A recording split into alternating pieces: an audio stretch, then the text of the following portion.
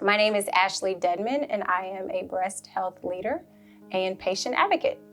Breast cancer impacted 3 generations of women in my family. My great-grandmother, my grandmother, and my mother was the latest who was diagnosed with stage 4. The time when she was diagnosed was a time where I was just about to graduate from high school. I was 18 years old, and while we knew what breast cancer was, this was the first time it hit our address. And so it was a very life-changing experience.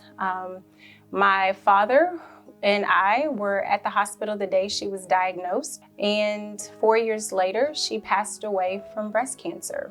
Shortly after, I found out that my father was diagnosed with prostate cancer.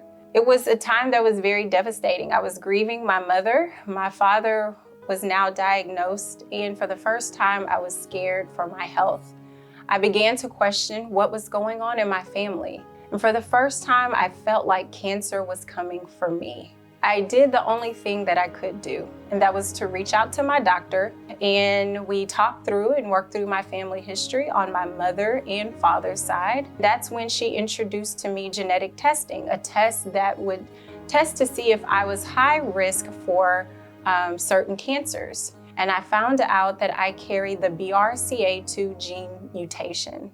Knowing that I carry this gene mutation, I am what you would call a Previvor. A Previvor is a person that has a genetic predisposition or a person who's at a higher risk for breast cancer, but the onset of the disease has not occurred or I have not been diagnosed. What I've learned is that we all carry the BRCA genes. Genetic testing is the screening that you take to see if you carry the mutation.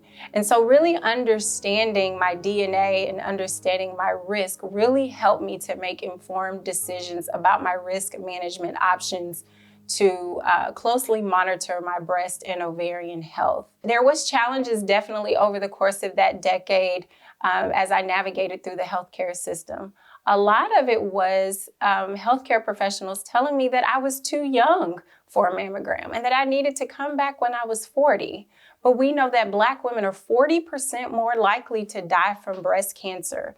And finally, I'll say that in December 2016, at the age of 31, I had a bilateral prophylactic mastectomy, or a preventative double mastectomy, which is the removal of my breast tissue.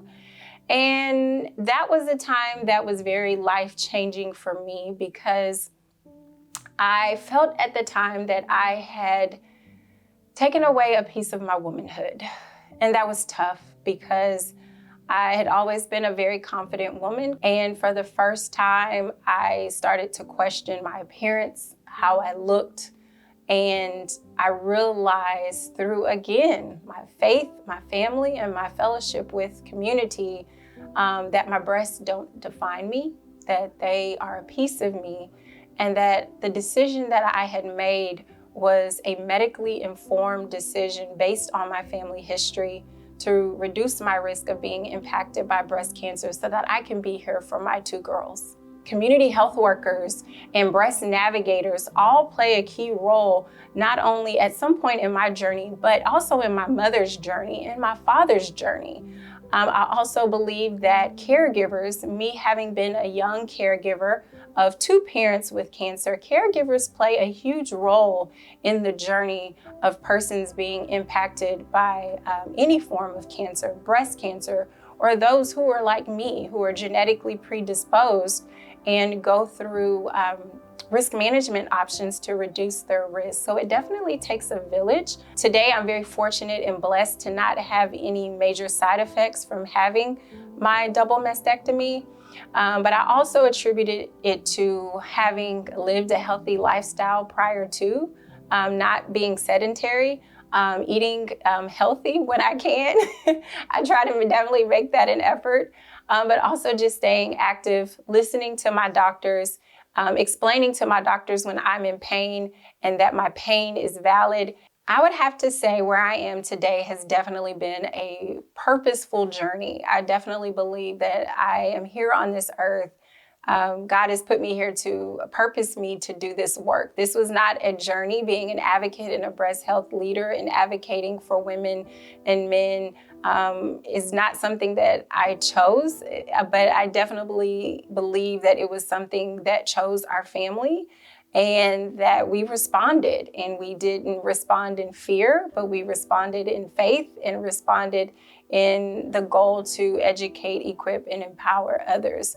My mother and father were both educators, and I began my career as an educator.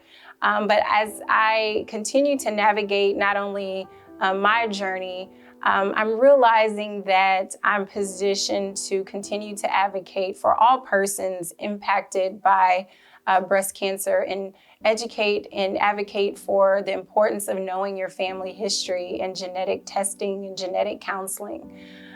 Losing my mother was the defining moment of my life, but genetic testing and genetic counseling were the pivotal moments of my life.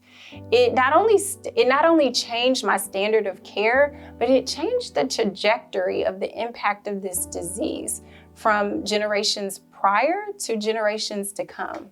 Breast cancer aggressively attacked 3 generations of women in my family, but through genetic counseling and genetic testing, my girls and I are aggressively and preemptively able to attack breast cancer. And I really believe that's what I'm here to do, and that's to advocate for the next generation of young persons who are coming up behind us, to make them aware of their family history, to empower them and encourage them to ask questions, so that they're able to advocate for themselves when they see their medical providers, that they're able to advocate for their pain and advocate for their discomfort, advocate for what is important to them so that they can make informed medical decisions.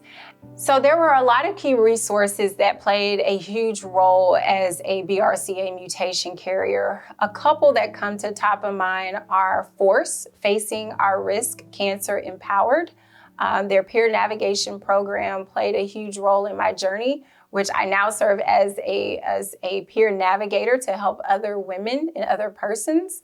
The UPenn Vassar Center for BRCA is another huge resource that helped me, and they both continue to help me to this day as I continue to monitor my risk management options with my ovarian health and just my overall health. There are a lot of great resources that are out there for women and Black women who've been impacted by breast cancer. The Tiger Lily Foundation, Touch for Life, Touch the Black Breast Cancer Alliance. There are also some local resources here in the Houston area, The Rose, Survive Her, Angels Surviving Cancer, and many, many more. And so I think it's the continuation of finding resources that have helped me as a Black woman, and that has helped me as a person carrying a BRCA mutation, that all played a key role early on in my journey. And now that I've kind of grown in this space and kind of growing through my risk management options, there are other great organizations out there that are doing great work. I know another great organization, Susan G. Komen, played a huge role in my family and I's life. I remember our first walk after the devastation with my mother with cancer, and just seeing a community of people who were all touched and impacted by this disease. And it was at that time that I realized that this was bigger than me and bigger than my family, and that this was a disease that impacted so many women. So these are all just some key resources that played a huge role, not only in my journey, but my family's journey as well. First, I would say to those children who have parents who have been impacted by this disease, I was once you. I was 18 years old when my mother was diagnosed, and I felt like it was my fault. And it wasn't my fault. I felt like if I did everything right, Mom would be okay. And that wasn't my burden to carry. That was not something she wanted me to carry. All that I could do was love my mom and let her know how much she was loved, and support her, and do everything that I could to let her know that I loved her. I would say to my mom, who was impacted by this disease, thank you for making the ultimate sacrifice. Because if you hadn't been impacted by this disease, it wouldn't have prompted my sense of urgency to find out my own family history.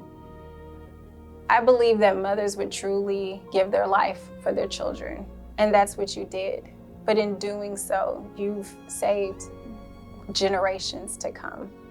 Your granddaughters, your great-granddaughters, and those to come. While I said this is not the journey that I chose, but I truly believe that the passion is in my DNA, literally.